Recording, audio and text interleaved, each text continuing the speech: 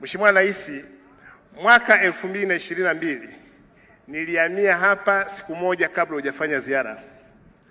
Ulipata nafasi ya kuonana na wazee wa mkoa wa Njombe. Yale maswali ya wazee ndiyo nitakayozungumza kwenye hotuba yangu. Mheshimiwa Rais, la kwanza, wazee wa Njombe wakiwemo Mama Makinda, Mzee Ruhanjo na wazee wote wa mkoa huu waliomba Njombe ipate chuo kikuu. Mheshimiwa Rais, ulitoa bilioni 20 mwaka jana. Chuo kikuu cha Dodoma tawi la Njombe kimejengwa hapo juu, mahema yamekinga, na kwenye ratiba ulikuwa upate nafasi ya kuja Njombe kufungua chuo hicho, na udahili wake unaanza mwaka huu, na tayari Profesa Kusiluka Vice Chancellor wa UDOM yuko hapa na timu yake, na matangazo yameshatoka ya vijana wa Kitanzania nchi nzima kuomba kudahiliwa kwa ajili ya chuo kikuu cha Dodoma tawi la Njombe. Hili lilikuwa ni ombi la wazee wa Njombe, uliahidi, umetekeleza.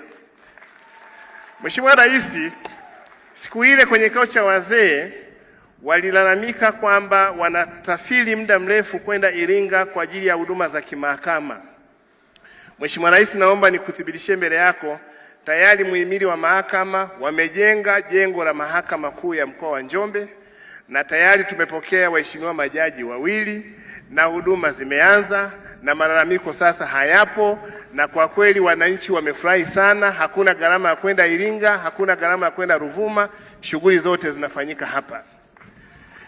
Mheshimiwa Rais, mwaka 2022 wananchi walizungumzia kuhusu huduma yetu ya afya. Utakumbuka ulikuja kwenye jengo letu kule ukafungua sehemu. Nikuhakikishie majengo ya hospitali ya mkoa wa Njombe yamemalizika.